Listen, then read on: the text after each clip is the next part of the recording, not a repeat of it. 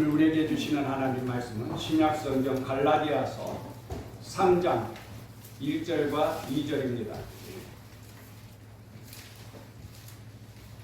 갈라디아서 3장 1절과 2절 말씀 봉독해야 됩니다.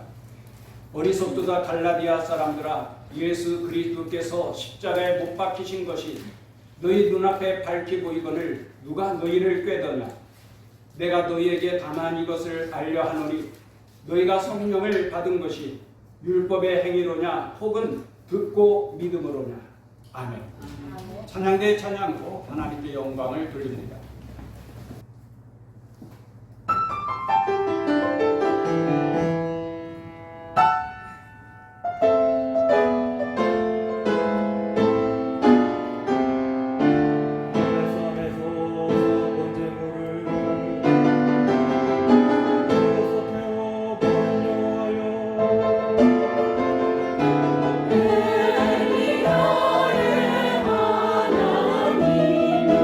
나의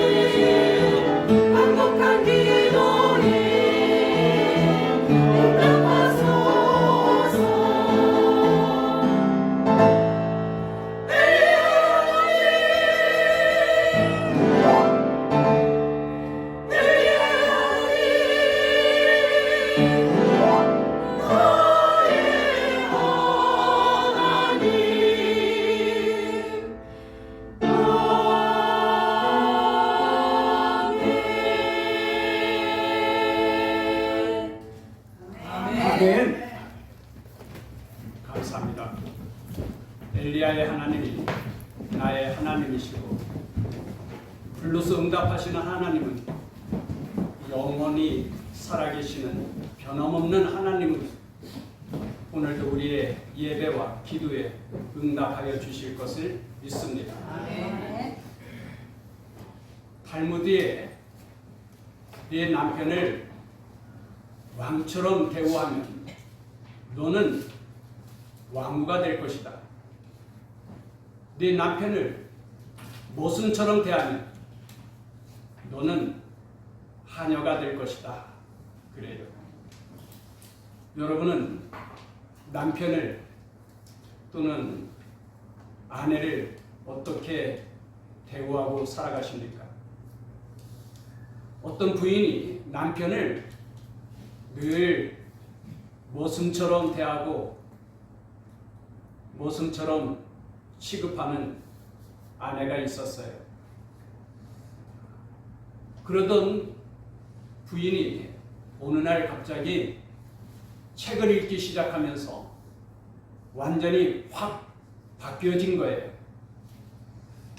이상한 것은 그 책을 숨겨두고 혼자만 몰래 보는 거예요.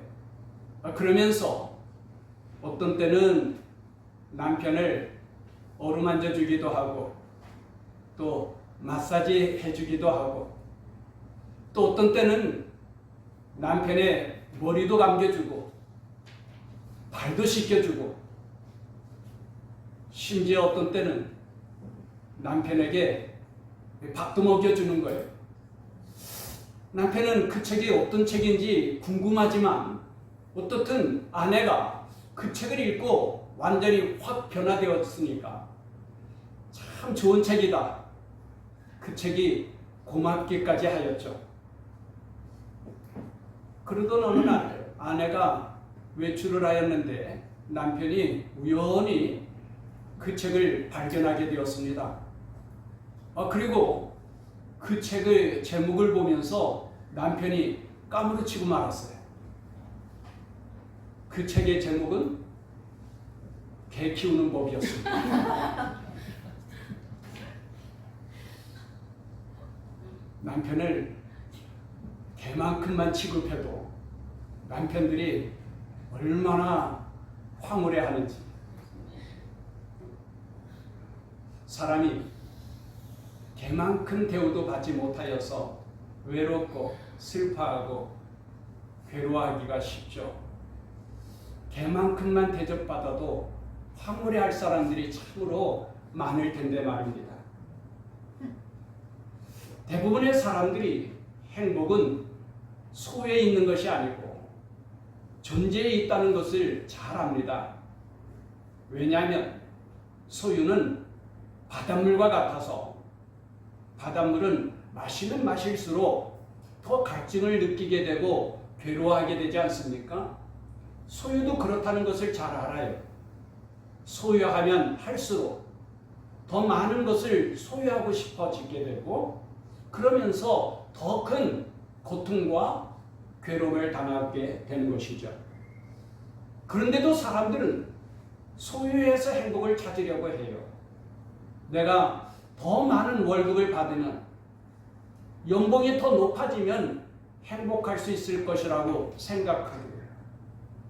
또 내가 큰 집으로 이사 가면 더 행복할 수 있을 텐데 라고 생각하기도 하고요.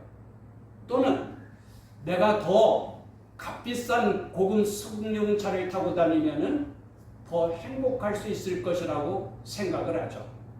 그러면서 더 많은 것을 소유하기 위하여서 경제만 거기에 목숨을 걸기도 합니다.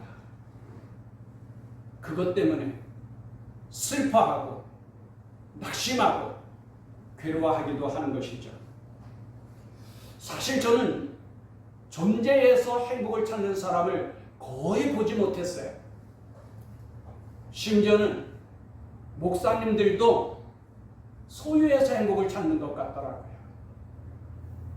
교회가 부흥하여서 더 커지면은 행복해하는 것 같고, 또는 노회장이 되고 초연회장이 되어야 행복할 수 있을 것이라고 생각하는 것 같기도 하고, 사실 저도 예전에는 그렇게 생각을 했어요. 다른 목사님들이 에쿠스나 그랜저를 타는 것을 보면은 폼도 나고 부럽기도 하고, 야, 나도 언제나 저런 자가용을 탈 수 있을까? 그런 바람이 있고요. 그런 목사님들 보면 참 목회에 성공한 것처럼 느껴지기도 하고,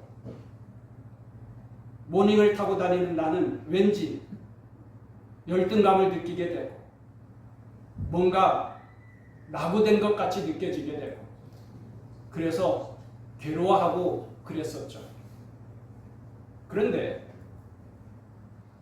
이제는 그런 것이 아니라는 것을 제가 알게 되었어요.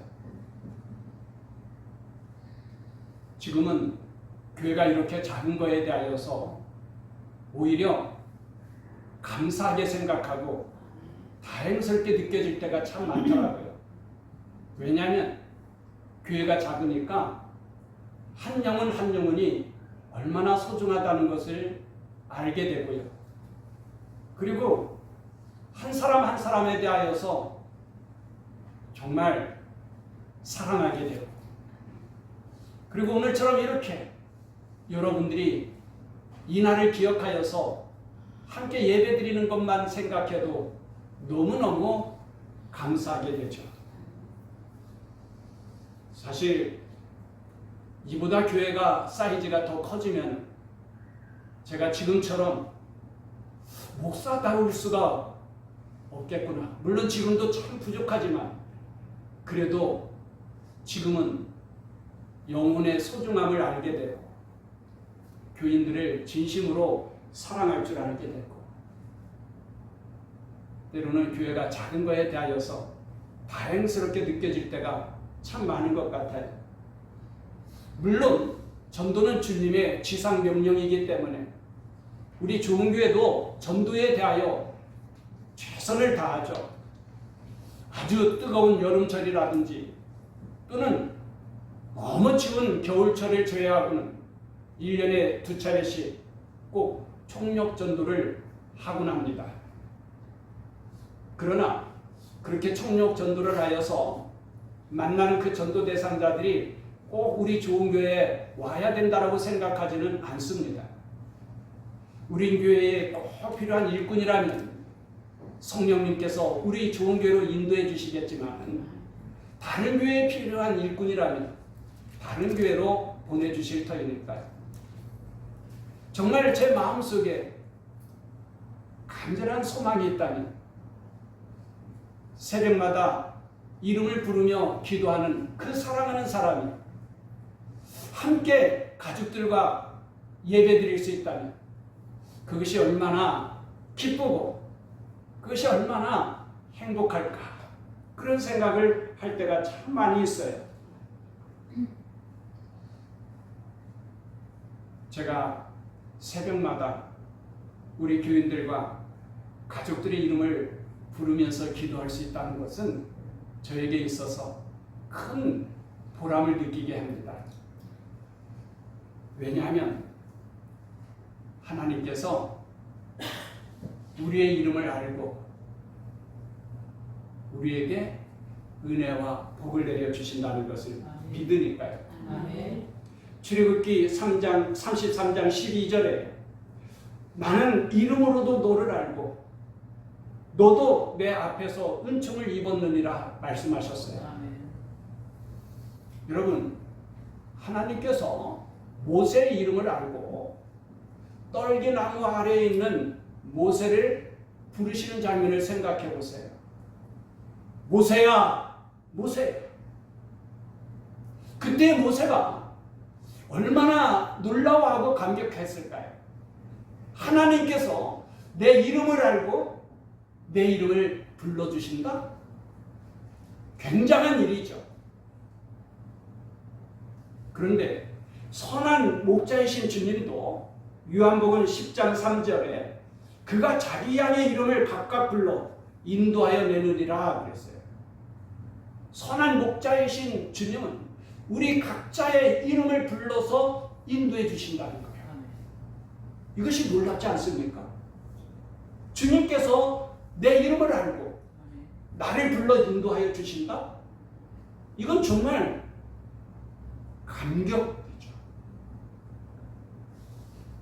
누가복음 19장에 삭개오라는 사람이 나와요.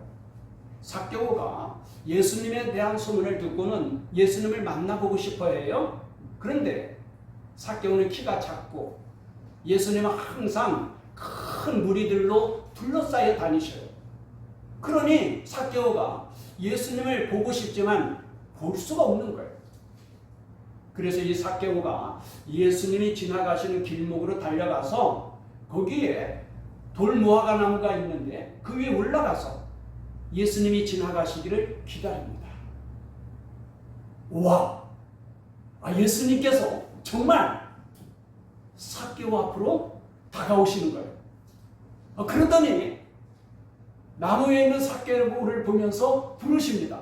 삭개오야, 삭개오야, 속히 내려와. 오늘 내가 너희 집에 유하여야 하겠다. 아멘. 이때 삭개오가 얼마나 기쁘고 얼마나 감격스러워하는지. 아니, 예수님께서 내 이름을 알고 나를 불러주시는 거예요. 그날 저녁 삭개오에게 얼마나 놀라운 변화가 일어나게 되었는지 그것은 그냥 생략할게요. 그런데 아무쪼록 하나님께서 또 우리 주님께서 내 이름을 알고 나를 불러주신다? 그래서 저는 새벽마다 주님을 대신하여서 우리 교우들과 그 가족들의 이름을 부르면서 기도해요. 물론 이것도 저희 아버님 통해서 배운 것이죠. 아버님께서 이 말씀을 하시면서 당신도 주님처럼 주님께서 맡겨주신 주의 양들 이름을 부르면서 기도를 하는데, 대천중앙교회는 규모가 꽤 큰 교회예요. 그러다 보니까 아버님은 새벽 2시, 3시에 일어나서 기도하기 시작해요. 보통 2시간 이상씩 기도를 하고 일어나려면 다리가 저려서 일어나기가 힘들고, 그렇게 기도하면서 너무 지치셔서 바카스 한 병을 마시면서 피로를 풀고 하루 일과를 시작하십니다. 날마다 그런 생활이 반복되면서 저희 아버님은 거의 바카스의 중독자이죠. 그래서 제 아내가 바카스를 보통 못 마시게 해요. 아버지처럼 된다.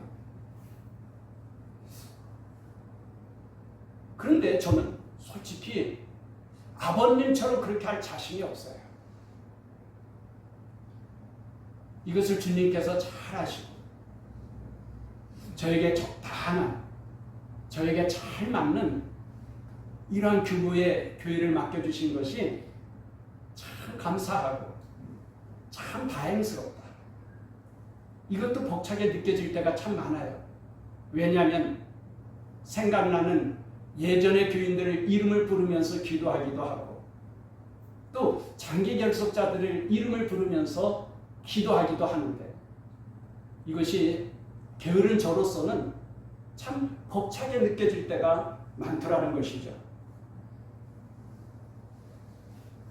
행복은 존재에 있다고 하는데,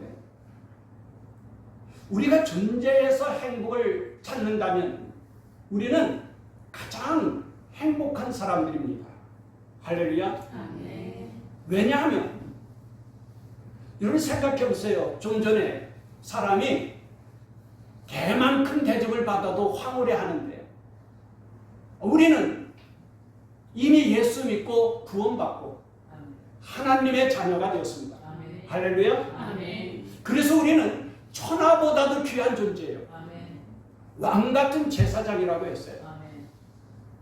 가장 행복한 자가 맞지 않습니까? 아멘. 바울은 언제나 이 기쁨으로 충만하였습니다. 빌립보서는 옥중 서신이잖아요. 옥중에서 쓴 편지예요. 그런데 빌립보서의 핵심 단어가 기쁨입니다. 그 감옥 속에서 바울은 늘 기쁨에 대해서 말씀하시는데 빌립보서 2장 18절에 이와 같이 너희도 기뻐하고 나와 함께 기뻐하라. 나와 함께 기뻐하라. 바울이 기쁘다는 거예요. 너희도 나와 함께 기뻐하라. 빌립보서 4장 4절에도 주 안에서 항상 기뻐하라. 다시 말하노니 기뻐하라. 기뻐하라는 거예요. 바울은 어떻게 그렇게 늘 기쁨으로 충만합니까? 지난주에 설교 제목이 나는 행복해요 그랬잖아요. 바울이 행복하대. 그때 상황이 어떤 상황이었습니까? 그때 상황이 너무나도 억울한 상황 아니었습니까? 2년 전 벨릭스 총독 때에 이미 재판을 받았어요. 그때에 바울이 죄가 없음이 다 드러났어요. 그런데도 석방되지 못하고 2년씩이나 기다려왔어요. 그러다가 새로운 총독 베스도가 왔는데 또다시 재판을 합니다. 그런데 역시나 마찬가지로 유대의 지도자들이 바울을 사형시켜달라고 간청을 하는 거예요. 죽을 위험에 처해 있어요.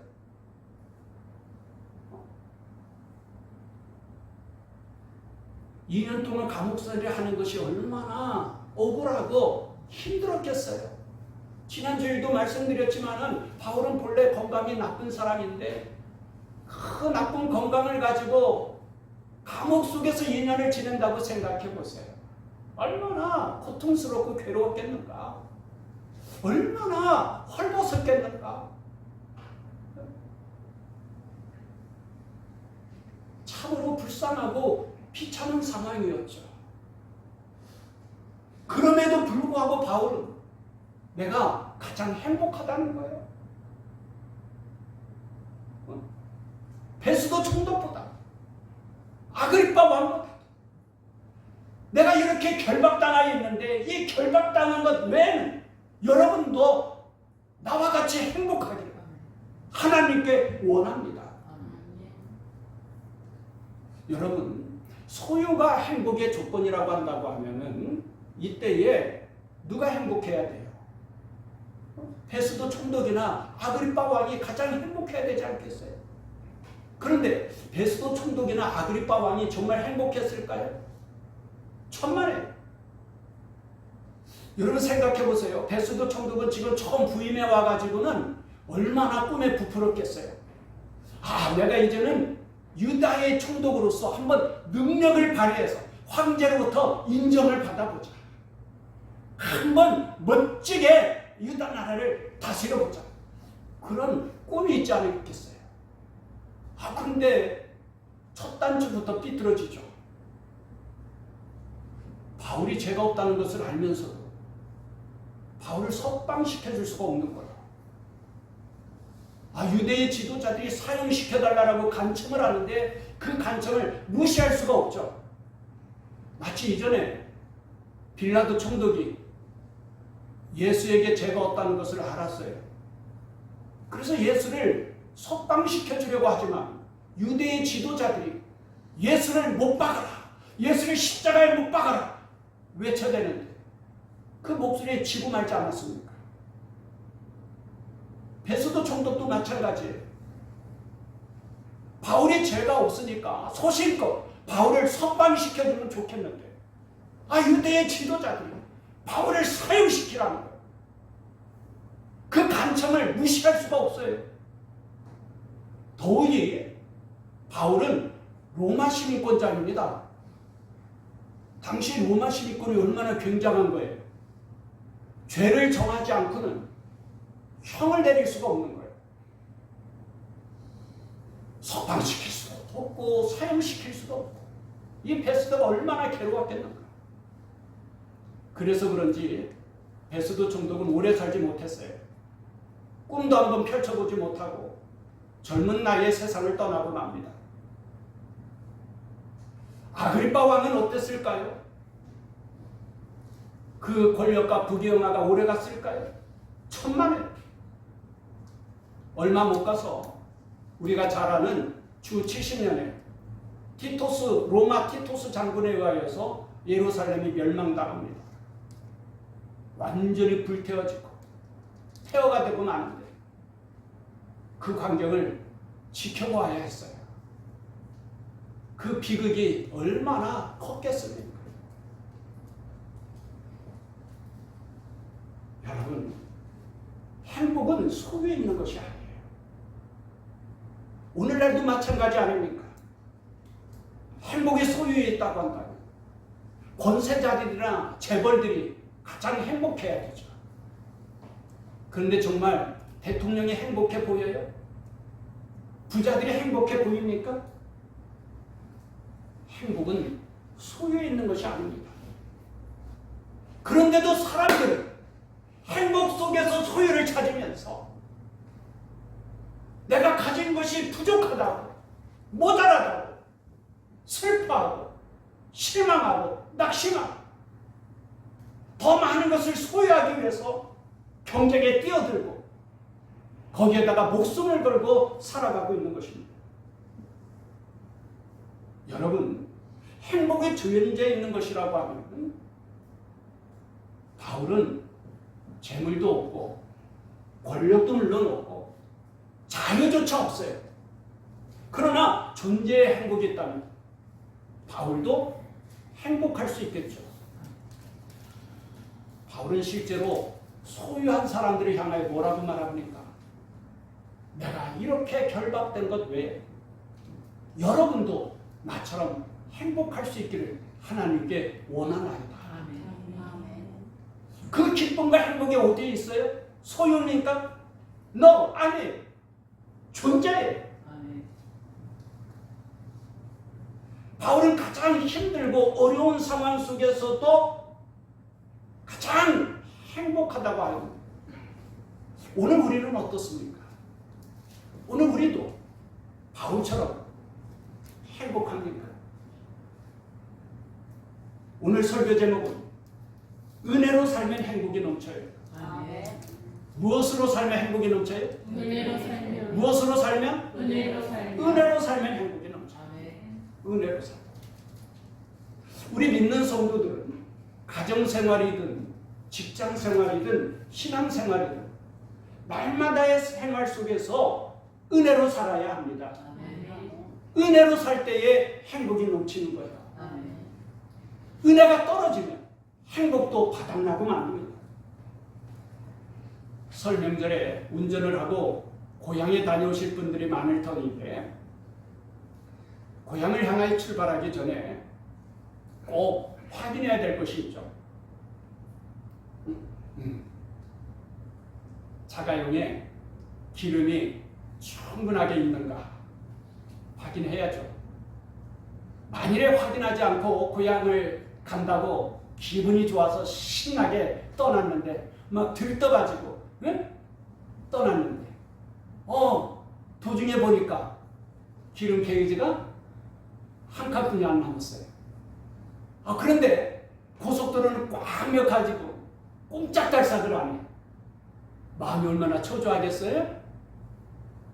얼마 못 가가지고 그만 자가용 기름 게이지에서 경고등이 들어왔어요. 얼마나 불안하겠어요. 심장이 조마조마하죠. 그러더니 얼마나 꽉 막혔는지 조금 더 가니까 그야말로 시동이 멈춰버렸어요. 고향길은 먼데.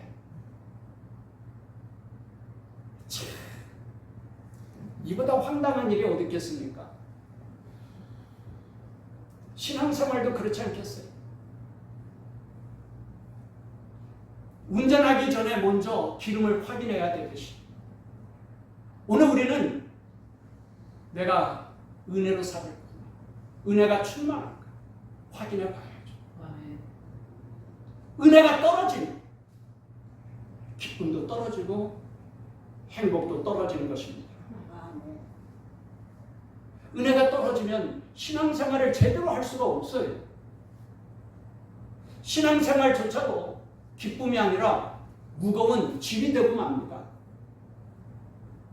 점점 교회가 싫어지고 주님으로부터 멀어지게 됩니다. 생활이 엉망이 되고 말죠. 작은 일에도 짜증나게 되고요. 만사가 귀찮고 싫어집니다. 자꾸 불평하는 말을 하게 되고, 그래서 다른 사람조차 시험 들도록 만들죠. 나만 괴롭고 힘든 것이 아니라 내가 가장 가까이에서 사랑하고 섬겨야 할 그 사람도 상처를 입히고 마는 거예요. 은혜가 떨어지고 은혜로 충만해야 됩니다. 은혜로 충만하는, 은혜 주신 주님이 너무 감사하고요. 그래서 주님을 위해서 내가 무엇인가라도 작은 일이라도 섬기고 싶은 거예요.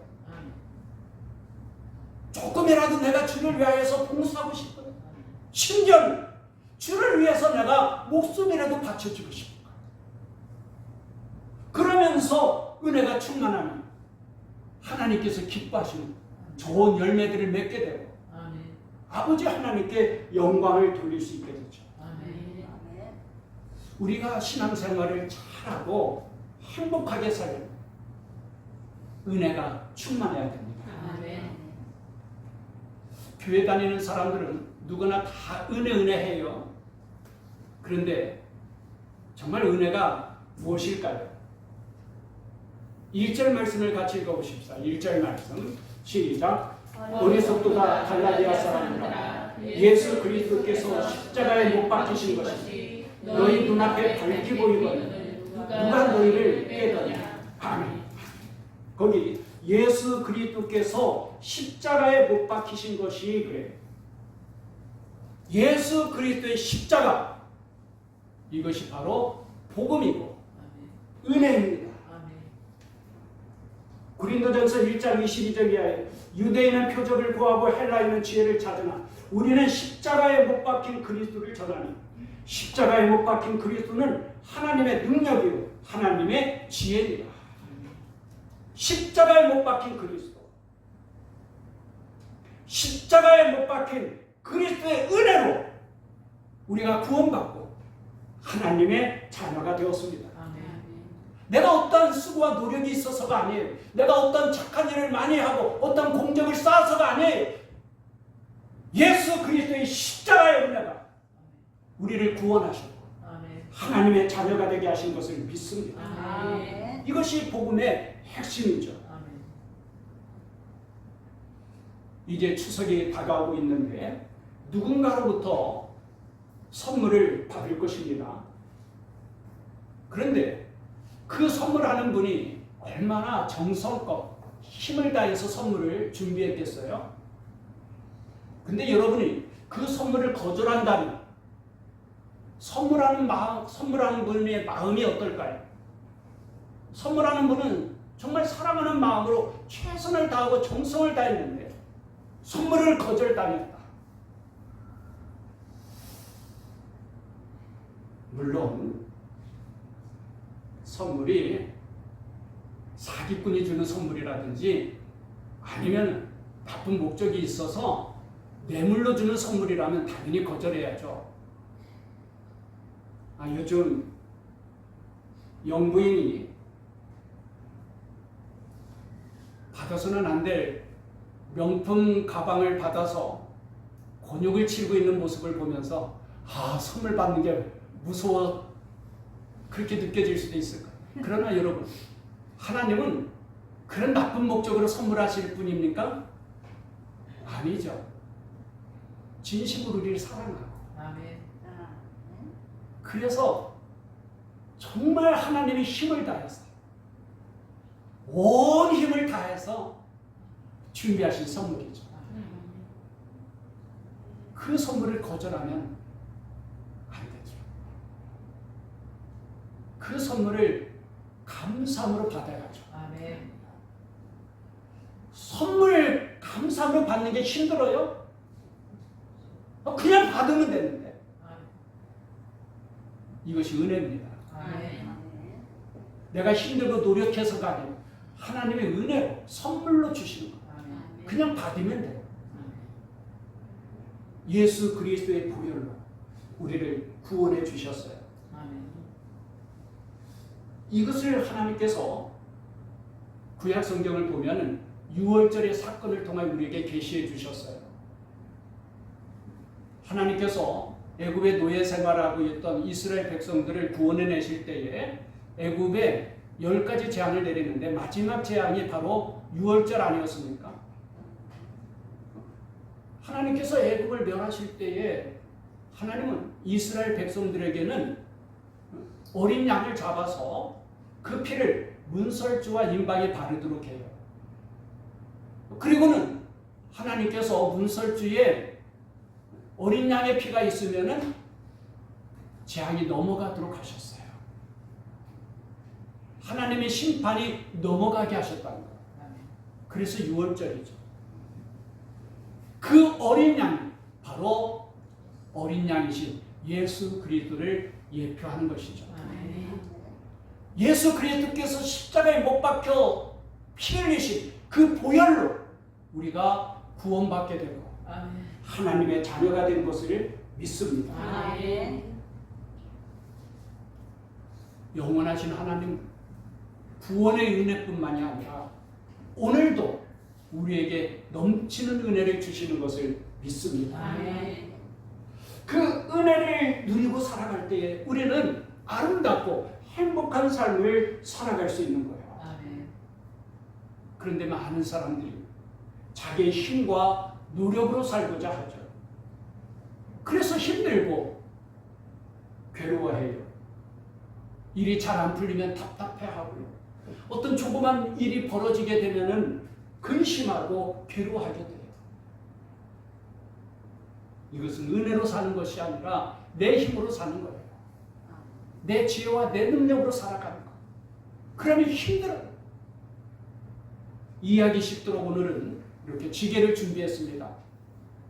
사람들마다 다 자기가 지고 가야 하는 짐이 있지 않아요? 학생들은 시험의 짐이 참 무겁죠. 또 직장인들은 직장의 짐이 참 무겁죠. 그래도 이 짐을 지고 가야 되는 거예요. 무겁고 힘든. 그런데 이 짐 위에 또 다른 짐이 있어요. 가정의 짐이 있죠. 자녀들의 짐도 있고 남편의 짐도 있고 아내의 짐도 있고 뭐 가정에 얼마나 복잡한 짐들이 있어요. 이 직장의 짐은 그냥 때려친다고 하지만 가정의 짐은 이거 때려칠 수도 없어. 죽을 때까지 지고 가야 돼. 이거 지고 가는 게 얼마나 힘들어요? 근데 또 요즘은 100세 시대라고 하는데 50세에 은퇴하면은 절반뿐이 안 산 거야. 50년을 더 살아야 되는데 젊었을 때는 좀 힘도 있고 열정도 있어서 짐을 질 수 있다고 하지만 지금 이것도 비실비실거리고 있는데 앞으로 50년을 어떻게 이 짐을 지고 살아요? 노대책의 짐. 요즘 참 심각한 짐인 것 같아요. 이것뿐입니까? 나이가 들면서 건강이 나빠지죠. 건강의 짐 참 심각한 것 같더라. 이거 뭐 어떻게 올려놓을 수가 없을 것 같아요. 그냥 쓰러지고 말지. 이것도 못 지겠는데. 뭐 잡다한 짐들이 얼마나 많아요. 살면서. 그러니 어떻게 쉼을 누릴 수 있고 기쁨을 누릴 수 있고 행복을 누릴 수 있느냐 말이에요. 간단한 방법이 있죠. 간단한 방법. 주님께서 내게 오라. 내게 맡기라. 수고하고 무거운 짐진 자들아 다 다 내게로 오라. 아멘. 내가 너희를 쉬게 하리라. 아멘. 그냥 주님께 맡기면 돼. 아멘. 노후 대책의 문제 주님께 맡겨버려요. 직장의 문제 주님께 맡겨요. 가정의 문제 주님께 맡겨요. 아멘. 그러면 힘을 얻는데 아멘. 평안을 누립니다. 예수 잘 믿으면 마음이 편안해집니다. 아멘. 왜? 짐이 있어요 없어요? 없어요. 다 어디로 갔어요? 주님께. 전능하신 하나님 다 책임져 주시고 아멘. 강력해서 선을 이루어 주십니다. 아멘. 할렐루야. 아멘. 할렐루야. 아멘. 그래서 우리는 은혜로 살면 행복할 수 있는 거예요. 아멘. 근데 여러분, 우리가 날마다 하나님의 은혜로 살아가고 있지만 은혜를 깨닫지 못하면 우리는 멸망받을 불신자들과 다를 것이 없어요. 시편 49편 20절에 종기 하나 깨닫지 못하는 사람은 멸망하는 짐승 같도다 그랬어요. 우리가 하나님의 자녀들로 왕같은 제사장으로 아무리 존귀하다 할지라도 하나님의 은혜를 깨닫지 못하고 누리지 못하고 살아간다면 멸망받을 짐승 같다. 은혜를 깨달아야 됩니다. 아멘. 그래야 감사하고 아멘. 그래야 그 은혜에 보답하는 마음으로 마음껏 주를 위하여 봉사하고 충성하고 아멘.